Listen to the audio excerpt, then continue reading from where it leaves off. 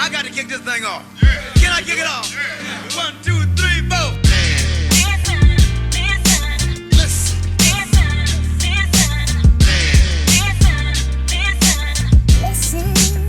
Ladies and gentlemen, listen.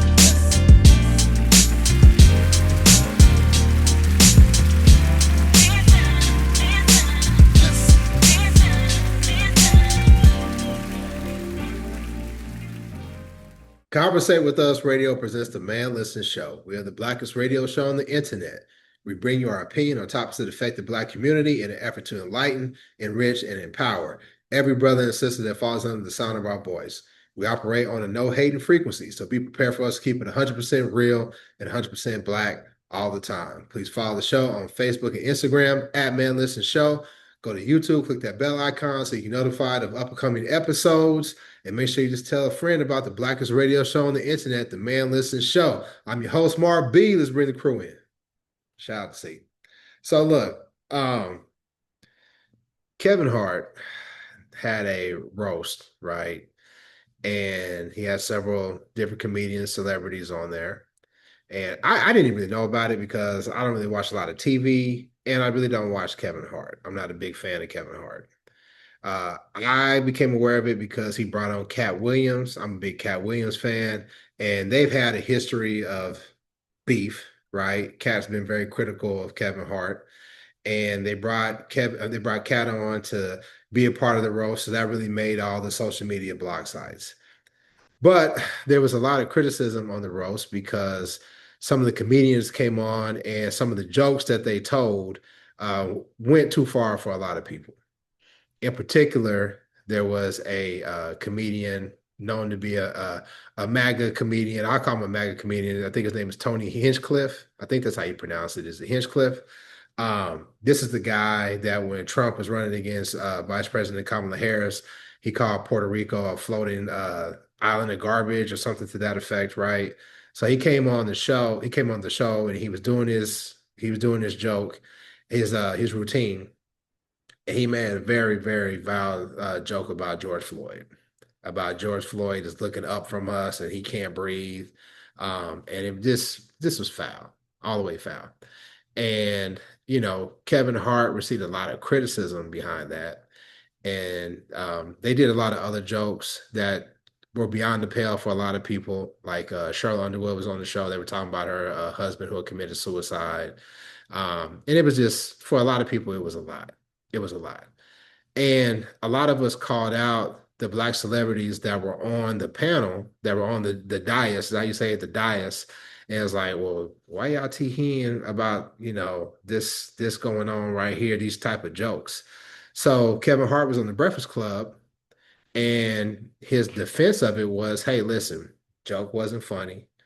I wouldn't have told the joke, but it was a live production. What do you want me to do? It's a roast. These things happen. And a lot of people found his response wanting, and I'm happy to be one of them, but I want to hear from the crew. Lab, I don't know if you necessarily watched the roast, but you may have seen his response to the criticism. What are your thoughts on that? Yeah, I definitely, only part of the roast I saw was Katt Williams' part. Katt did good. But like, to me, no, Katt did good. For the most part, 90% of the time, Katt's funny as hell. I'm not gonna say he's always funny, but like he really, really brought it home on that roast against Kevin Hart. Yeah, no, that was pretty funny. But as far as his response, I think it was something that,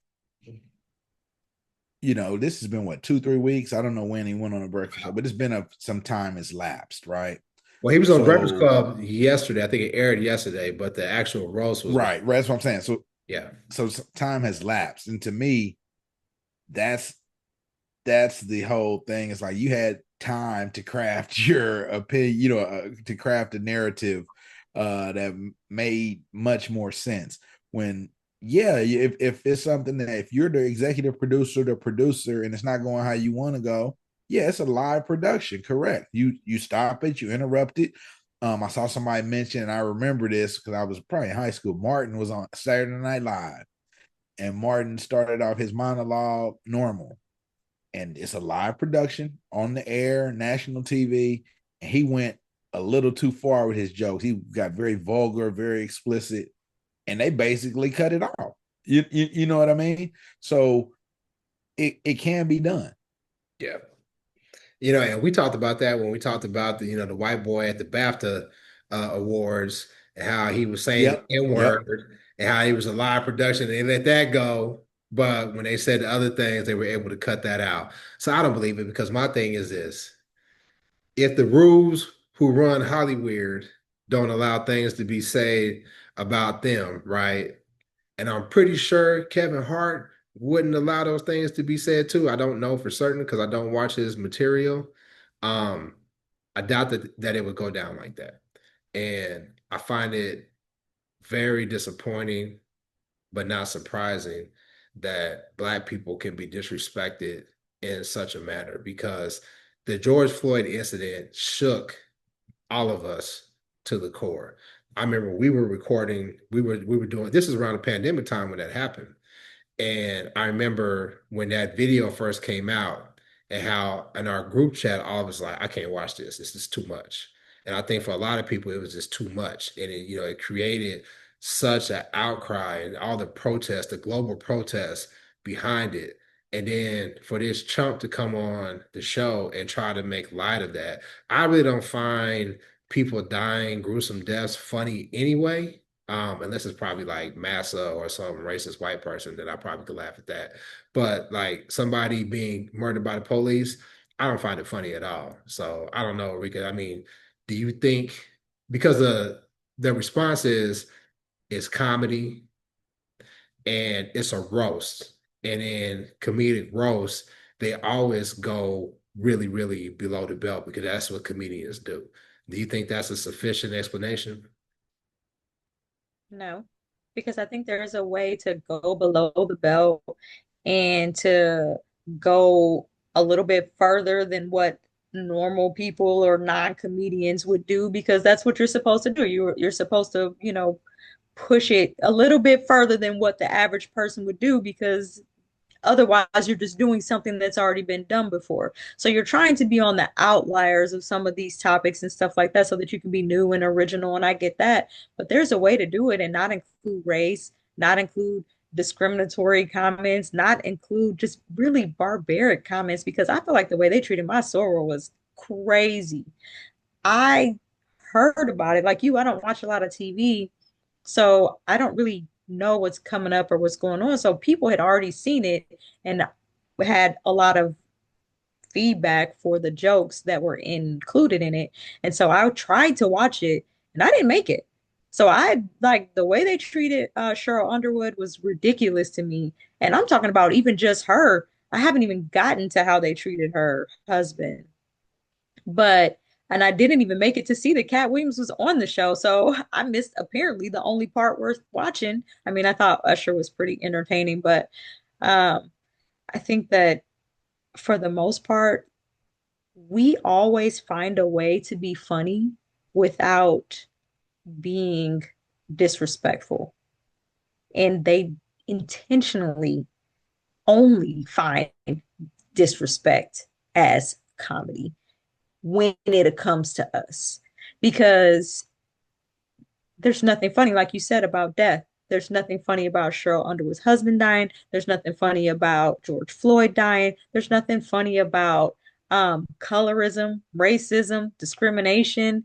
And if you can find some humor in situations that apply to like a large group of people, that's different. But when you start targeting people, that's disrespect. And that's when I got to put my hands on you. Because if you're targeting my late husband, we got kids, and I just sit there, there's a difference to me between having thick skin and allowing disrespect. You're not going to disrespect my family. You're not going to disrespect my late husband. You're not going to disrespect me and think that everything's going to be cool. Live taping, well, if you're going to let these jokes fly, you're going to let these hands fly because that's what you would have with me being on the stage because I thought that he went way too far. Tony Hinchcliffe, even having him on the show. And I get what he's trying to do. He's trying to play both sides, but that's the problem. He's pandering and still trying to hold our hand at the same time. Pick a struggle. If you want to be up there with them, with the rules and everybody else, do that. But let my hand go. Leave me alone. Stop trying to get me to buy tickets to this. Stop trying to get me to watch your roast if this is the type of comedy you're going to be doing. And so, I mean, much respect to Chelsea Handler for coming at Tony, because as far as I know, she's the main one who came for Tony her whole show. I'm not even sure she came for Kevin Hart. I think she came for Tony. So I was like, that's why I like Chelsea. And we know Chelsea loves black people, so or at least black men. I don't know about black people, but So I don't know. I think it's too much.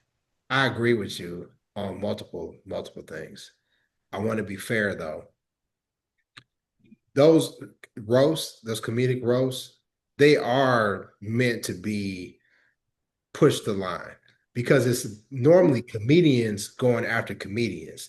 So I Right. liken it to like if it was like a trained professional boxer and they were to be in the ring with one of us, they would probably slow it down a whole bunch, take a lot of steam off their punches, whatever, because they know, hey, listen, this isn't somebody who's trained and I could really, really hurt them. Now, when you have a panel full of comedians, are they going after each other? Because what's the one thing my mama always told me, do not try to fight boxers. And I would add like wrestlers, like trained professionals, never fight a boxer and never fight gay men. Because gay men, they've been fighting their whole life just to be who they are, and they still men. But my point of that is, I'm not going to try to joke with a comedian. I'm not going to try to clown or joan a comedian because they're going to eat me alive, right? Because I'm not a comedian. I think I'm funny, but I'm not a trained comedian. I'm not experienced in it. So when they going at each other, hey, we in the ring and we can go, all the way. I watched those old Richard Pryor roasts where you Yeah. have like Sandra Bernhard and Paul Mooney and all those people, and they were going at Richard Pryor. And then Richard Pryor came back and was eating them alive. Like I remember he talked Yeah. about Paul Mooney. Everybody thought Paul Mooney was gay. He was like, look at Paul Mooney. We call him Miss Thing. You know what I'm saying? And like you really can't make those type of jokes now, but because they were all comedians, they get it. But we are not in those days and times anymore.